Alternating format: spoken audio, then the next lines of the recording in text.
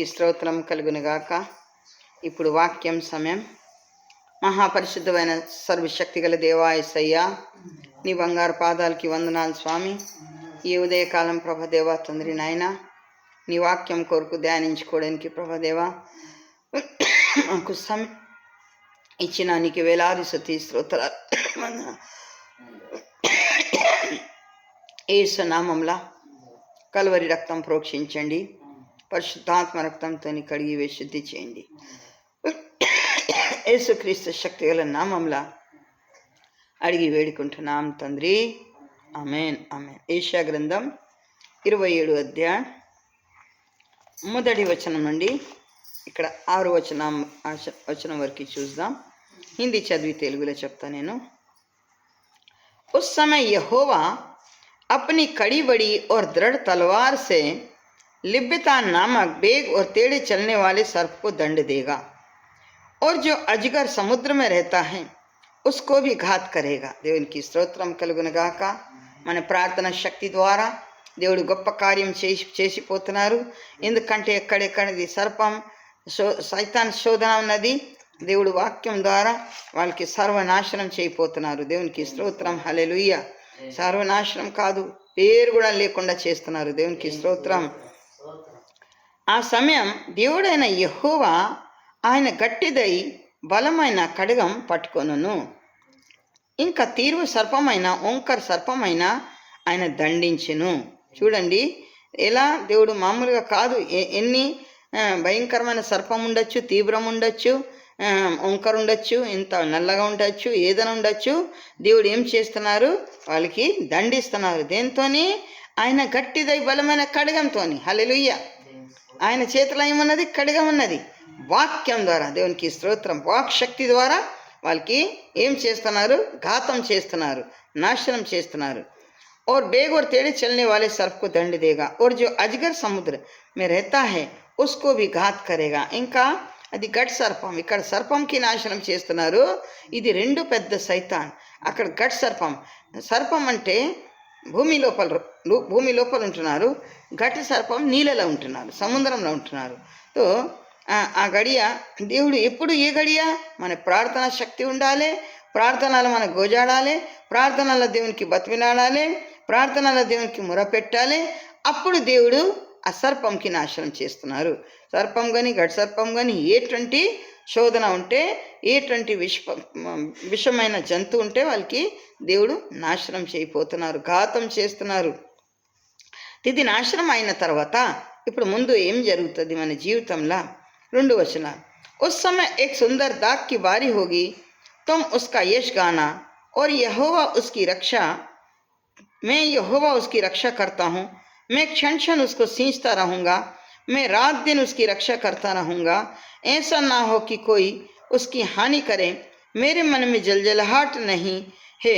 यदि कोई भांति भांति के कटीले पेड़ मुझसे लड़ने को खड़े करता तो मैं उन पर पांव बढ़ाकर उसको पूरी रीति से भस्म कर देता. या मेरे साथ मेल करने को मेरे शरण ले मेल कर लें, और मेरी शरण ले मेल कर लें.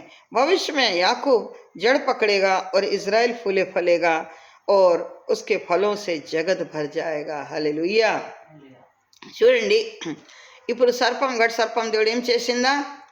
మన ముర, మన ప్రార్థన, ఉపవాస ప్రార్థన, ఇంకా ఆసక్తితోని ప్రార్థన, దేవుని వాక్యం, దేవుని మాట, మన దేవునికి అది ఏం ఒప్పుకున్నా, లేకుంటే దేవునికి మన ఎలా చెయ్యాలి, దేవునికి మనం ఎలా మొర పెట్టాలి, ఇంకా దేవుని వాక్య ప్రకారం మనం ఎలా నడవాలి, ఇది అన్నీ మన చేసిన ఎడల మన ప్రార్థన అక్కడ అంగీకరిస్తుంది. దేవుడు అంగీకరణ అయిపోతుంది. తో అప్పుడు అది ఘాతం అయిపోయిన తర్వాత దేవుడు మన జీవితం ఎలా జీవితం? ఎండిపోయి జీవితం, నీరు లేని జీవితం, అసహనీయ జీవితం, ఇంకా భయంకరమైన జీవితం దేవుడు ఏం చేసిపోతున్నారు? మార్చేస్తున్నారు. దేవునికి స్తోత్రం, హల్లెలూయా. అప్పుడు మన జీవితం ఎలా అవుతుంది? సుందరమైన ద్రాక్ష తోటలాగే అయిపోతుంది. హల్లెలూయా. ఎలా అవుతుంది? ద్రాక్ష తోట. ఇప్పుడు మన ద్రాక్ష తోటలా పోతే ఎంత ఆనందం, సంతోషం ఉంటుంది. ఏదైనా పండు తోటలో పోతే ఎంత ఆనందం, సంతోషం ఉంటుంది. ఆ విధానంగా మన జీవితం తోట అంటే ఫ్యామిలీలా ఆనందం, సంతోషం, అందరు మాట వింటున్నారు, దేవునికి లోబడుతున్నారు, దేవునికి మాట ప్రకారం నడుస్తున్నారు. అలాంటి చేసిన ఎడల దేవుడు మన ఇంటికి ఒక తోటలాగే తయారు చేస్తున్నారు. ఆనందమైన తోట, సుందరమైన తోట, ద్రాక్ష తోటలాగే దేవుడు తయారు చేస్తున్నారు. దాని గురించి మీరే పాడడి. హల్లెలూయా. ఇప్పుడు మీ జీవితం నేను మంచిగా చేసినా మర్చిపోవద్దు. చాలామంది మర్చిపోతున్నారు. మంచిగా జరిగితే జరిగిపోయింది కదా చూద్దాం. ఏదైనా ప్రాబ్లం వస్తే అప్పుడు మళ్ళీ పోయి ప్రార్థన చేయించుకోవాలి, మళ్ళీ మంచిగా అయితే మాత్రం కాదు. దేవుని మాట కత్తి లాంటిది. ఒక్కసారి మనకి దేవుడు బాగు చేసిందా మనం మర్చిపోవద్దు. ఎందుకంటే మళ్ళా దానికి డబల్ శిక్ష వస్తుంది. నేను మంచి చేసిన దేని గురించి? మీకు మేలు గురించి. మీకు మేలు జరుగుంది దేని గురించి? మీరు నాకు మర్చిపోవద్దు. దేవునికి స్తోత్రం. హల్లెలూయా. ఈ విధానంగా అది దేవుడు మాట్లాడుతున్నారు. మీరు దాని గురించి ఏం చేయాలి? పాట పాడి దేవునికి ఏం చేయాలి? ప్రతి గానంతో దేవునికి స్తుతించాలి, గానపరచాలి, ఇంట్లో ప్రార్థన పెట్టాలి. మే యెహోవా ఉస్కి రక్ష. మీరు నా గురించి గుర్తు చేస్తే నేను యెహోవా మీ గురించి గుర్తు చేస్తా, మిమ్మల్ని కాపాడుతా, క్షణం మిమ్మల్ని అది నీళ్ళు చల్లుతా, ఇంకా దివారాత్రి మిమ్మల్ని కాపాడుతా, రక్షిస్తా, దీవిస్తా, స్వస్థపరుస్తా, అన్ని విధానంగా నేను సాయం చేస్తా. ఏసా నా హో కోయి ఉనికి హాని కరే. ఎందుకంటే నేను ఎందుకు రక్షిస్తా? మీరు మా పిల్లలు, మా బిడ్డలు కాబట్టి వాళ్ళకి హాని చేయకుండా, వాళ్ళకి ఏ కీడు జరగకుండా నేను వాళ్ళకి కాపాడుతాను. ఎందుకంటే ఎవరు మా పిల్లలు కాబట్టి మేము తప్పకుండా కాపాడాలి. ఎందుకంటే వాళ్ళ దివారాత్రి నేను వాళ్ళ గురించి గుర్తు చేస్తా, వాళ్ళు కూడా నా గురించి నా ప్రార్థన చేస్తున్నారు, నాకు మొరపెడుతున్నారు.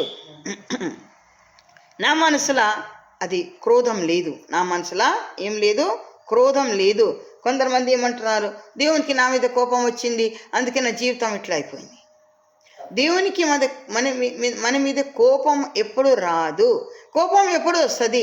ఆయన మన విరోధంగా నడుస్తే, ఆయన మాట తోషిస్తే, ఆయనకి నడక నడవకుండా, అప్పుడు ఆయనకి మన మీదే కోపం వస్తుంది, క్రోధం వస్తుంది. ఏది కోయి భాతి ఒకవేళ రకరకాల గచ్చి పొదలు కానీ, ముళ్ళ పొదలు కానీ, అది భయంకరమైన అది పొదలు, అది ఎట్లాంటి చేతవడి చేసిన ఎడల వాళ్ళు నాకు మొరపెడుతున్నారు, నా బిడ్డలు నా పిల్లలు కాబట్టి నేనే వచ్చి దాని మీద నేనేం చేస్తా? కాలు పెట్టి, పాదం పెట్టి దానికి భస్మం చేస్తా. ఏదైనా చేతవడి ఉంటే ఏమైపోతుంది? నాశనం అయిపోతుంది, భస్మం అయిపోతుంది. కాలు కింద తొక్కేస్తున్నా దేవుడు. హల్లెలూయా.